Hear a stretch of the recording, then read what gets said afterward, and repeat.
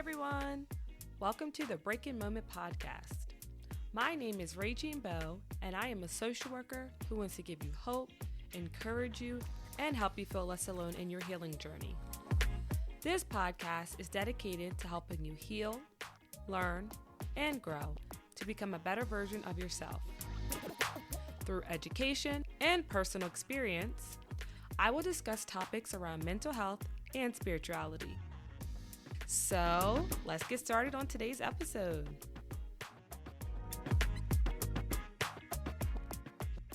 Hey everyone, and welcome back to another episode of the Breaking Moment podcast.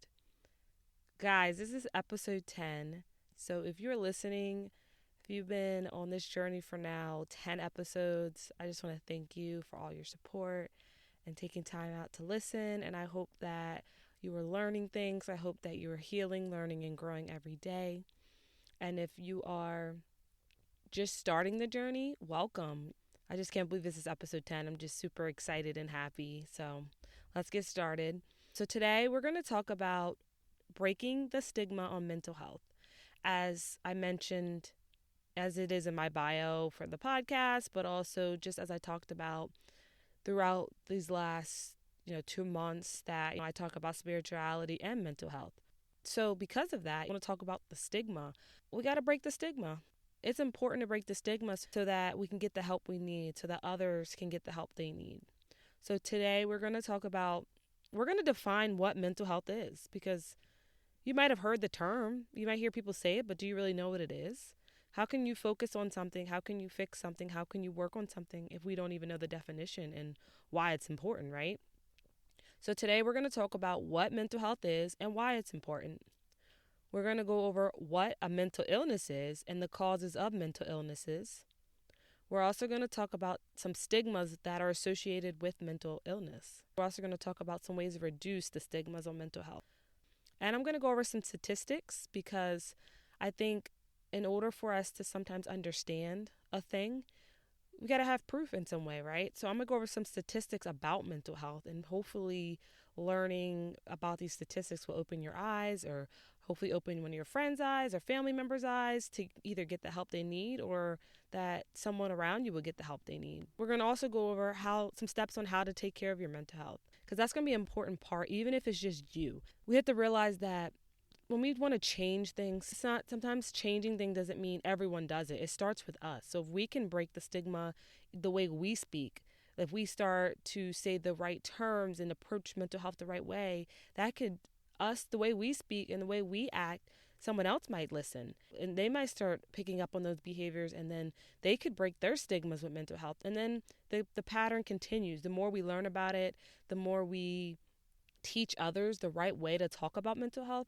then we can break the stigma so that more people can get help.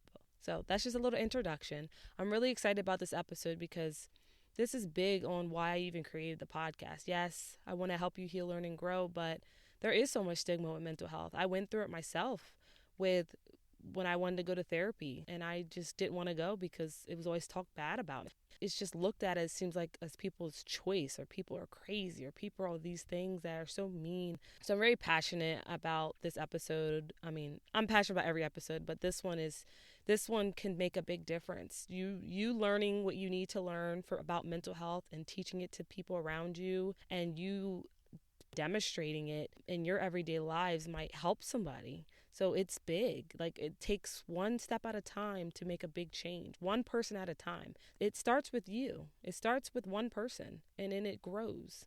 Now that I have chatted, we're going to talk about what mental health is. So according to World Health Organization, mental health is a state of mental well-being that enables people to cope with the stresses of life, realize their abilities, learn and work, and contribute to their community. It looks at our stresses, how we handle stresses of life. Obviously, everyone stresses about something. Everyone's stress looks different, but everyone stresses about something, right? How we realize our abilities, what we're capable of, how we learn. Think about, we have to learn to grow in life, right?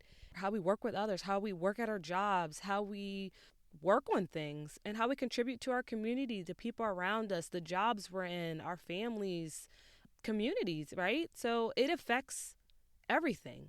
Mental health is so important. So why is it important? And this is also according to World Health Organization. It's important because it is essential. Essential, they said. It is an essential component of health and well-being that helps us make decisions, build relationships, and shape the world we live in. Mental health is an important part of personal, community, and socioeconomic development. So I think sometimes we might think mental is just like the brain. Yes, it has the brain in it, how we think, but it's more than just how we think. It's how we behave. It's how we show up. It's how we view the world. It's how we make our decisions. It's how we build relationships. It's how we're in the community. So it not only affects us and how we behave, it affects how we behave towards others, how we view our world. It's so important, guys. Like, I wish I can emphasize this because our mental health is important. I wanted to say, we always talk about, I feel like more people talk about physical health. I got to work out. I got to go to the gym. And this is not a knock at physical health because I think they're all important. Today I just chose mental health because there's so much stigma with it. I think everything goes together, mental health, physical health. I think it all goes together. But I did want to say, you always hear people talk about physical. Like, I got to go to the gym. I got to do this. I want to look good. Summer's coming. I want to wear my bikini. I want to look good. I want to have abs. I want to this and that, which is fine. But we focus so much on physical. But you're looking good, but do you feel good? Okay, you got a six-pack. That's great. But how's your mental well-being? Are you taking care of yourself mentally? Are you surrounded by people that help you? Are you feeding yourself mentally? Are you just looking good but not feeling good? How are you showing up in the world? How are you treating the people around you? How are you treating yourself? I want us to think about something. You go to someone's house, right? They make some food. It looks great, right? Might even smell good. But then it tastes bad. Then what? So I think sometimes in society we look so much on the appearance of things. So, and that kind of goes with the physical. We worry, I got to make my body look good. Okay, you make your body look good. That's great and that's important. But are you checking physical and mental? Mental is just as important. They're all important. You need all of them to be a healthy human being. So I want us to think about if we go to someone's house and they make some food and it looks good. It might even smell good, but it tastes disgusting. Or someone has a nice house. Beautiful. Let's say it's got 5 bedrooms, 4 bathrooms. It's gorgeous, right? You go inside, it is dirty, it stinks, it smells.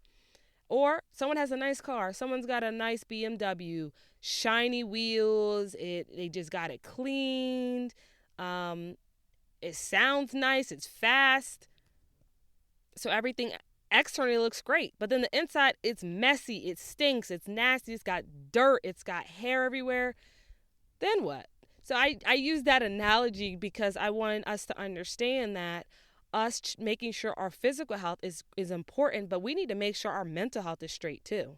The nice calves, you're looking great, but make sure you're taking care of your mental health too. Make sure what's inside of you is healthy. Make sure you have self-care. You're taking care of yourself mentally and you are seeking help if you need to. Our mental health, it affects our everyday lives. It affects how we act, how we think, and how we behave in our worlds.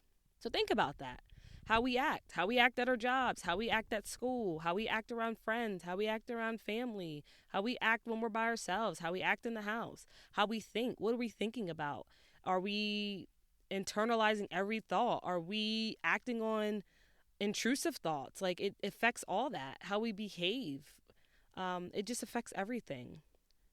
So what is mental illness? According to American Psychiatric Association, mental illnesses are health conditions that affect change in emotion, thinking, or behavior, or all of them, and can be connected to distress in social, work, or family activities. So when someone has a mental illness, it affects their behaviors. So we might think just because it's in the mind, it won't affect how we do things, but it does. It affects how we behave. It affects how we talk to others. It affects our emotions. It affects everything.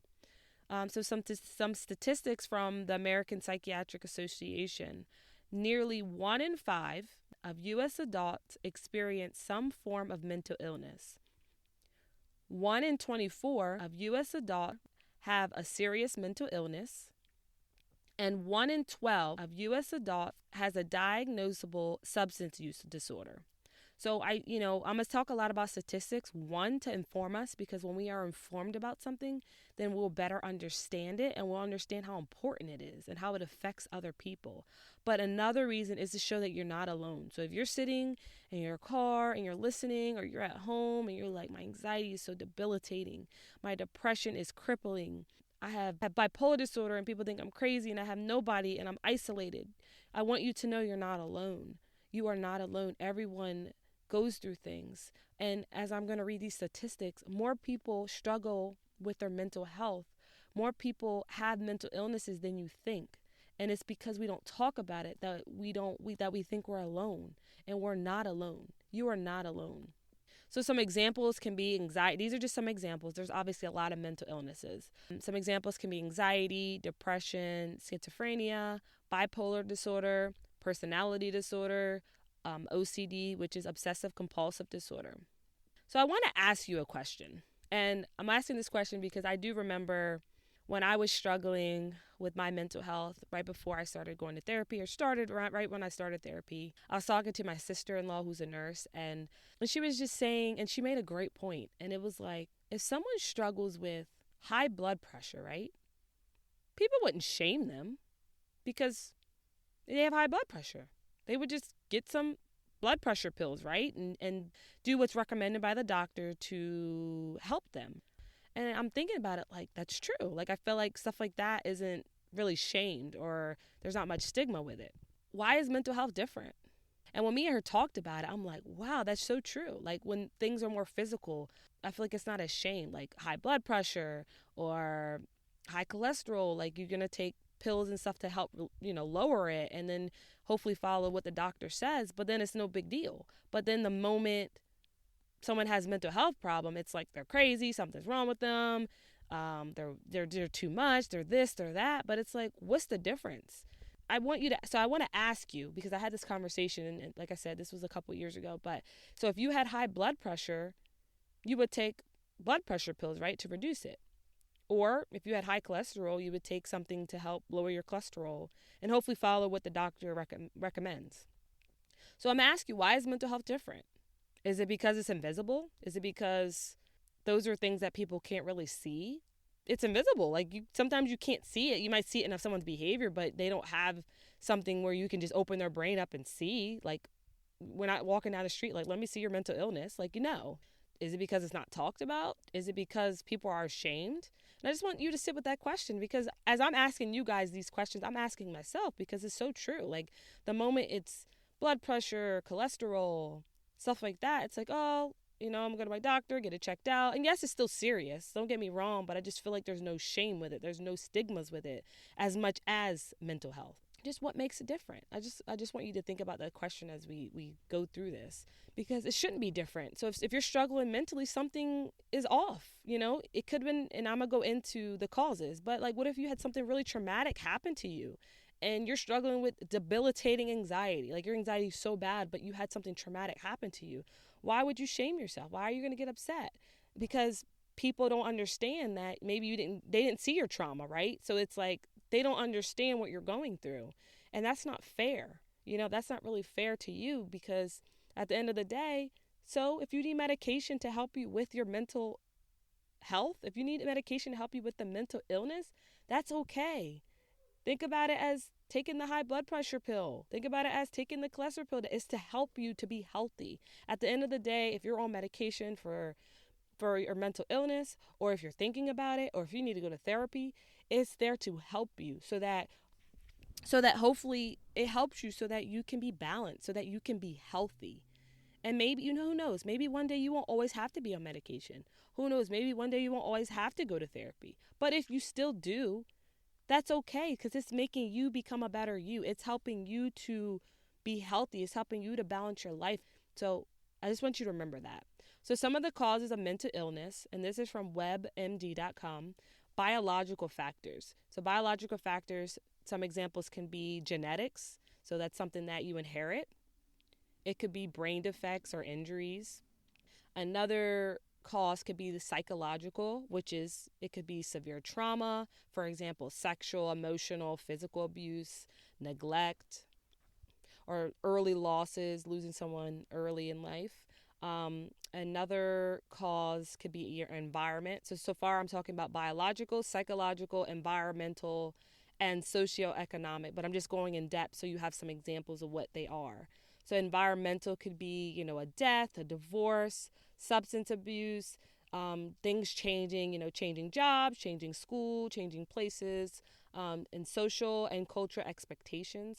I think that's important because socially we have a lot of expectations that I think a lot of people might not fulfill. And that's okay because everyone is doing the best they can in life. If that's not acceptable socially, then oh well. Socioeconomic could be unemployment. Some socioeconomic can be factors can be unemployment, obviously losing a job can cause you to stress, can cause you to have anxiety, can cause you to be depressed. It could cause many things. Low income, that affects that affects what you can pay for. Maybe you can pay for a house because you have low income. Maybe you can't support your family. Of course, you're going to be depressed and anxious about it. Poverty, poor living conditions, and education. Education because obviously if say you didn't finish high school, and this is just an example because someone might say, how does someone that struggles with education can cause a mental illness? So say if you didn't finish high school, this is just an example. If you didn't finish high school, obviously finding a job or providing for yourself nowadays with how expensive the cost of living is can cause you to be anxious, right? Because you're probably worried about how you're going to afford this and how you're going to afford that. Because nowadays, not every job you need a degree, obviously, but a lot of jobs require a diploma, but some jobs want you to be, depending on what you're doing, to have graduated from college. So education affects it because it limits you kind of to what you can do. Sometimes it can limit you to what you have access to and knowledge about certain things, but also just job related things and how you can support yourself.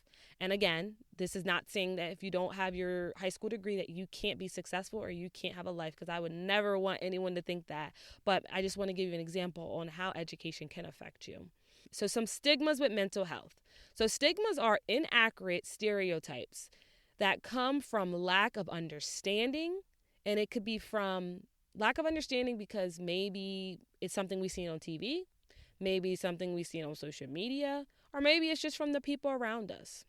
So some stigmas, there are plenty, but I'm going to give a couple. So some is, if you speak to a therapist or if you have a mental illness, you're crazy or something's wrong with you. Another one I think is, some families are so tight-knit that everything that happens in the family stays in the family, that you shouldn't speak to anyone outside the family. Well, that's big unhealthy. No, you should be able to have healthy outlets. I believe that sometimes you need extra help, and that's okay. I'm not saying you should go out and tell everybody your family business, but sometimes getting help from a different perspective helps. A therapist is someone that isn't favored towards you or the person. They're hearing your story, and they're just going to help guide you to your goals the best way they can. And it's just, there's no favoritism, there's no bias, and sometimes that's just what people need. Another stigma is someone with a mental illness is weak for seeking help. I think that is crazy because people don't understand that seeking help is important. How is that weak? Because I don't even have words for that one. Why would seeking help be weak when it can save a life? It can save you time of heartache and frustration and anger and bitterness. You want to live life happy. We want to live life to our fullest potential. Seeking help is a strength. So whoever thinks that, I'm sorry that you think that, but seeking help is a strength because it's you being aware of what you need, and then you are seeking that help for yourself or someone else so that they can become a better person, so that they can show up and be their best selves, so that they can heal. Another one is crying is weak, and I feel like I hear that a lot, not even just for everyone, but I hear that a lot, especially with men. Crying, God gave us emotions, and sadness is one of them. So some people might cry when they're sad, when they're angry. That's just something that helps us to understand ourselves. Obviously, if you're crying, you can dig deep into it. Am I crying because I'm happy? Because there's happy tears. Am I crying because I'm triggered? Am I crying because I'm mad and I'm not being heard? Am I crying because I'm sad and I just had a heartbreak? Like, it helps you to understand what you're feeling so that you can better support yourself. And sometimes like having a good cry will change the whole mood. I'm not sure if you ever felt this way, but sometimes I just feel like your life happens. Like, you might be stressing about work and friends and family and relationships and just life, like kids, and just everything feels like a lot. You have a lot bottled up, or maybe you just got in an argument, maybe you just had a breakup, maybe you just are frustrated and you just need to cry and let it out. Like, it honestly is healthy. It like relieves like stress in a way. So for people to say that it's weak, I just, like, another thing I don't understand. I just don't understand it. It's something that helps you release your sadness or your frustration or whatever in a healthy way. It's a part of our bodies. We have eyes, we have tear ducts for a reason. So of course, crying is a part of it. Like, crying is a part of who we are. Another stigma is someone with depression is lazy, or someone with anxiety may be a coward. Not realizing that someone is depressed for a reason and they're not lazy. It's hard for them to get out of bed. It's hard for them to interact with the world. It's literally maybe getting up and making their bed is like their proud moment of the whole day, because you never know that they could have been so depressed that they stayed in their room for a month or a week or whatever, or that someone with anxiety is a coward, not knowing that their anxiety can be so debilitating that it causes them to be so triggered. And others might think they're isolating from them. Others might think they're a coward because they don't go out, because they don't do this, but not realizing that they are suffering, that their anxiety is so debilitating that it's hard for them to socialize, that it's hard for them to be a part of the group, that it's hard for them to get out of the house. That's a stigma, because if you really understood what depression is and why people can get it, then you would realize, you would have some sympathy. If you understand how anxiety can affect a person and how debilitating these things can be, we wouldn't jump to stigmas about what everyone's saying about it, because it really is a struggle for some people. And for them to get out of bed, they're proud. Whereas someone else might be proud that they got an achievement. Their achievement might be getting out of bed. Their achievement might be finally hanging with a friend when they haven't hung with someone for 3 months. So those are some stigmas. I'm sure there's many, many, many out there, but this understanding that how these can be harmful, and when we don't understand, if we don't understand and educate ourselves the reason why people might have these things, then we can't break the stigma. But when we understand why people have these things, we can break it, because then we can understand why they are the way they are, why they are struggling to get out of bed. And when we understand why, then we won't start using that language, the language of stigmas, that they're weak, that they're cowards, that they're this, that they're that, because that's so unfair. So how can we reduce the stigmas of mental health? So there's an article by Centra for Addiction and Mental Health. They have 7 steps on how to reduce stigmas of mental health. Know the facts. Know the facts. I just said that. Know why someone might have a thing. Don't say, oh, I know what anxiety is. My dad told me anxiety means people are cowards. No, that's not right. I'm sorry, but your dad's wrong. That's not true. Someone might have anxiety because something bad happened to them. Something triggering could have happened to them. Something traumatic could have happened to them. And anytime they are reintroduced to that trauma, their sympathetic system is activated. And when your sympathetic system is activated, that's when people feel the fight, flight, or freeze. They either fight in that moment, they freeze in that moment, or they leave in the moment. So know the facts. Be aware of your attitudes and behaviors.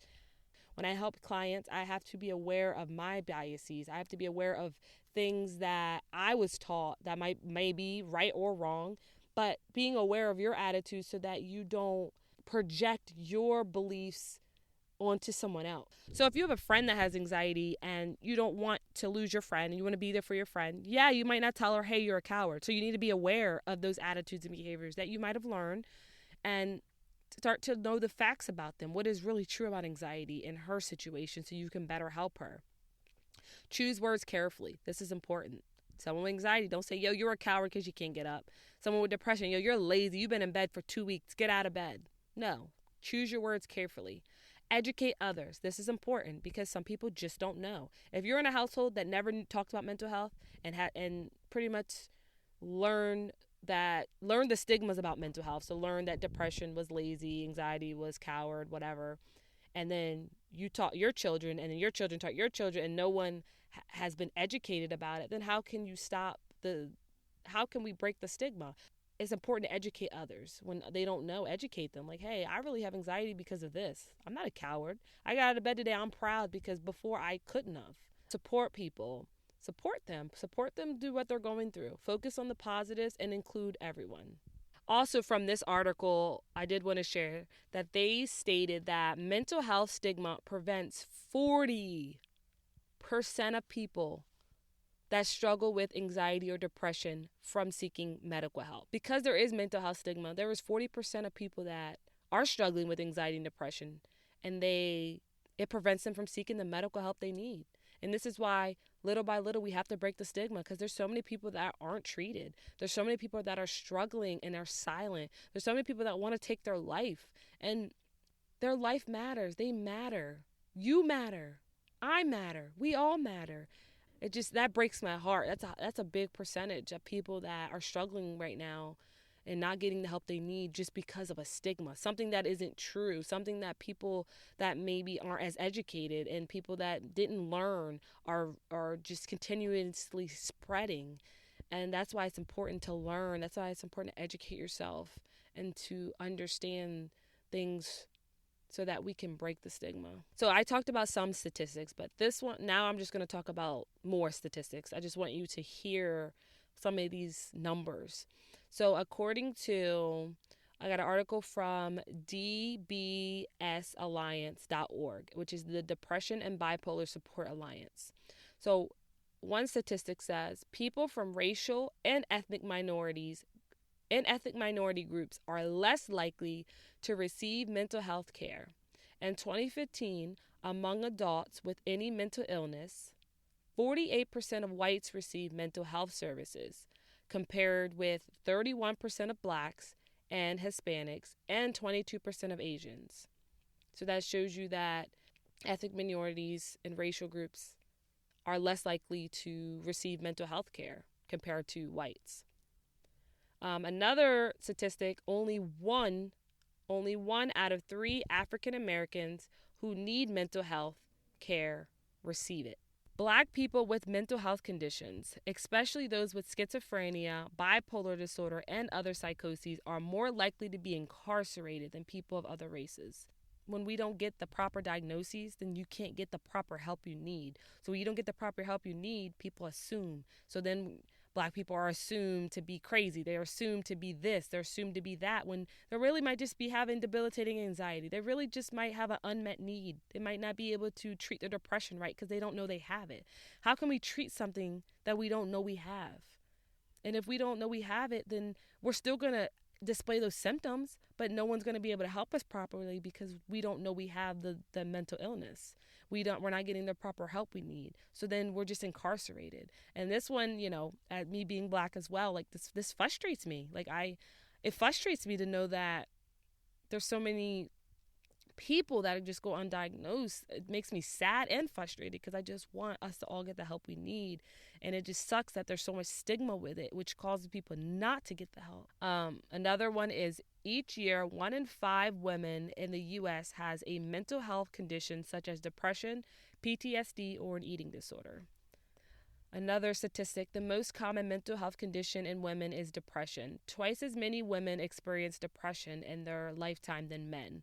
Approximately 1 in 9 adult women have had at least one major depressive episode in the last year.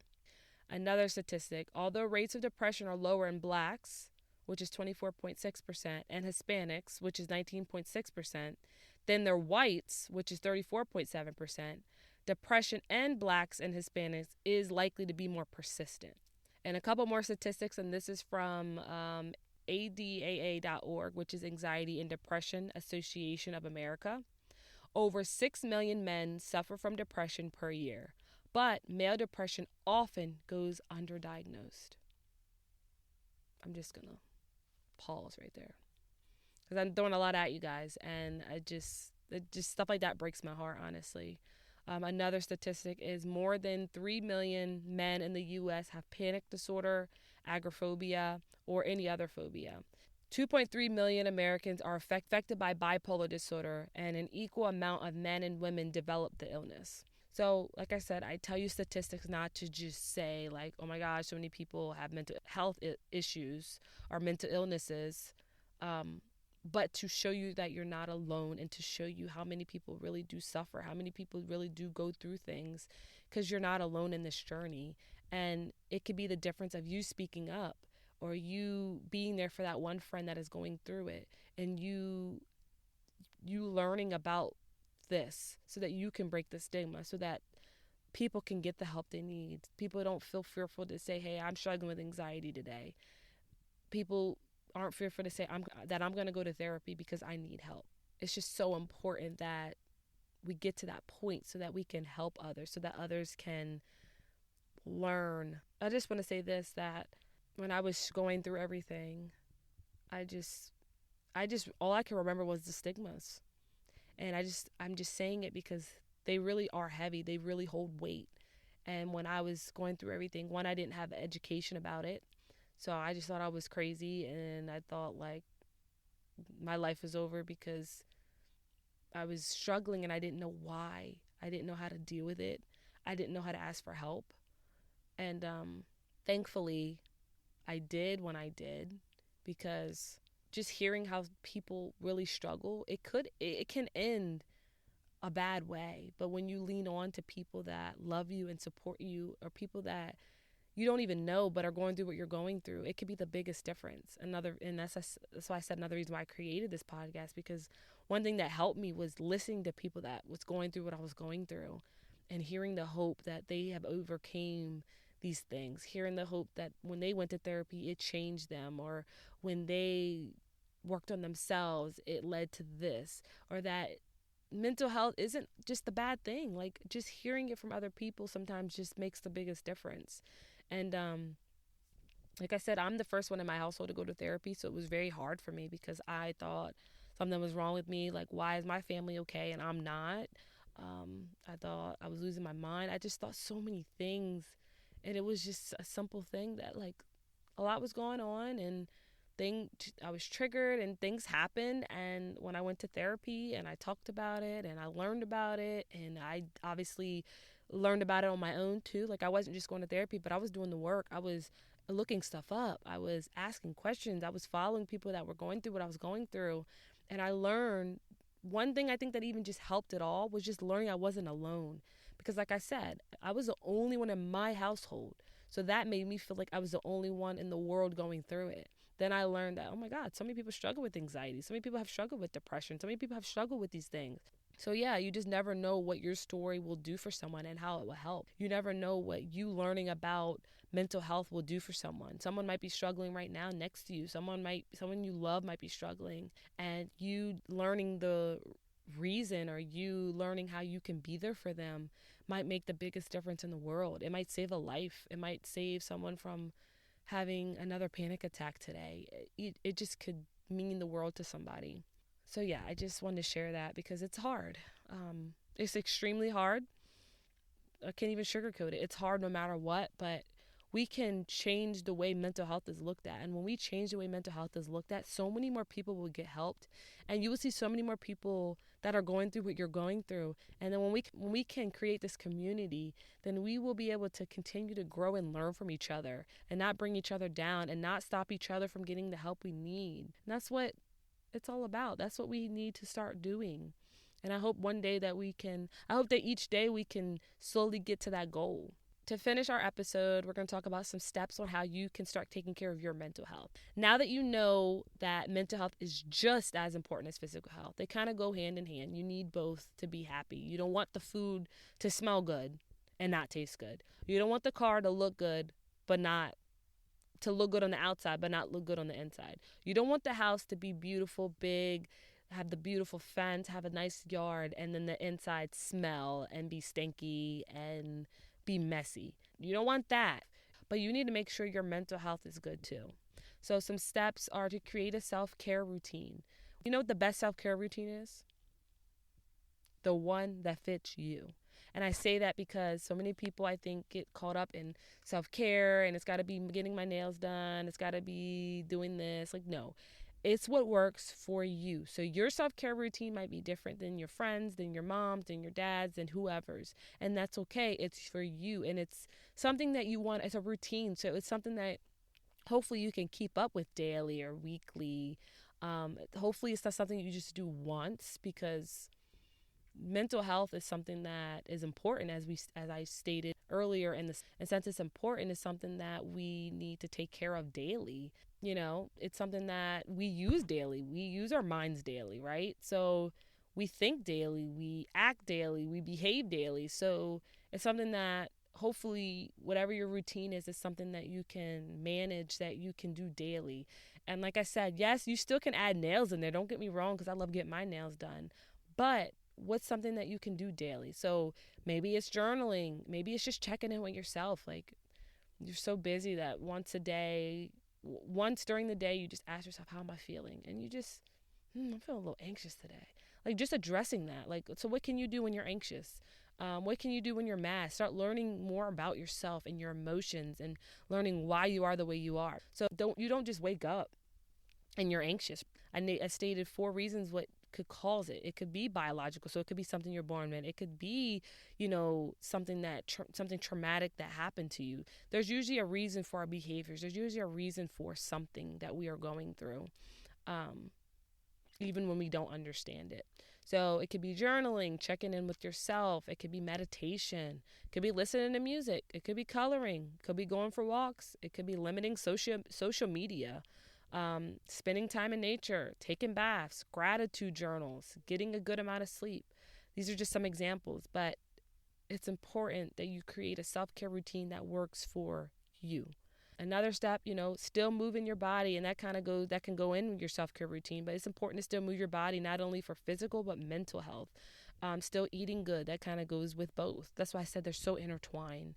And that's why it's so important. Create your self-care routine, and hopefully you add something that involves moving your body. Also making sure that you're eating good, getting good sleep. Another step that can help your mental health is speaking to a professional. Sometimes it doesn't mean you have a mental illness. It could just mean that maybe you have a big time job and you're a little stressed. You need to talk about it. But everyone in your house is super busy. It doesn't always have to mean that something's wrong with you mentally, but maybe something really did happen to you. Maybe a lot has changed for you and you need to talk to someone. You can talk about your troubles, your fears, your obstacles. You might need just someone to listen to you.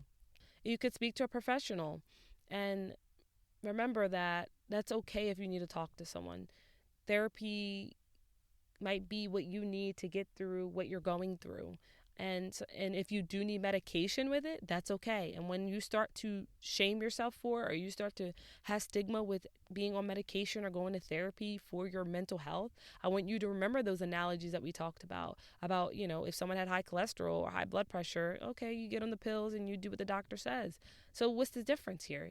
You might need this therapy to get you back in balance. And maybe you will only be in it for a month. Maybe you only speak to a therapist for a year. Maybe forever. And if that's the case, that's okay. It's whatever is going to help you in life. Maybe the therapy is helping you stay balanced. Maybe the medication is helping you to be stabilized so that you can show up in the world and be your best self, so that you can show up in the world and be able to be all you can be, so that you can show up in the world and be healthy. Another step could be talk and connect with people you trust. You never know when you talk with people who's going through what you're going through, because you never know what others have gone through. Others may have been through it and they can provide you support.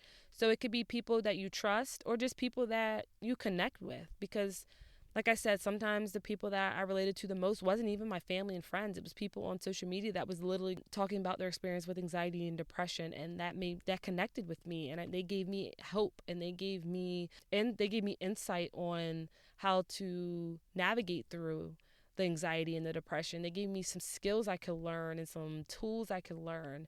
Another step is, if you're struggling with a mental illness or your mental health, learn about it. Talk about it, and don't be embarrassed about it. I say these things because when we learn about it, we can learn, what we need to do in those instances and what we don't need to do. Talking about it can help you so it doesn't feel as heavy. You don't feel alone, because talking about it might lead to someone else talking about it, and then you have someone that you can relate to, and someone that you can work with, and someone that you can support and they could support you so you don't feel alone. So in closing, I want you to know, and I've said this a lot and I will continue to say it, you are not alone. You are not alone in this journey. You're not alone if you struggle with anxiety right now. You are not alone if you struggle with depression right now. You are not alone if you struggle with bipolar disorder right now. You are not alone if you struggle with OCD right now. You are just not alone if you are struggling with any mental illness, with people pleasing, with being a perfectionist. Like anything you do, you're not alone. 9 times out of 10, someone is going through something similar than you, and you never know what talking about it will do.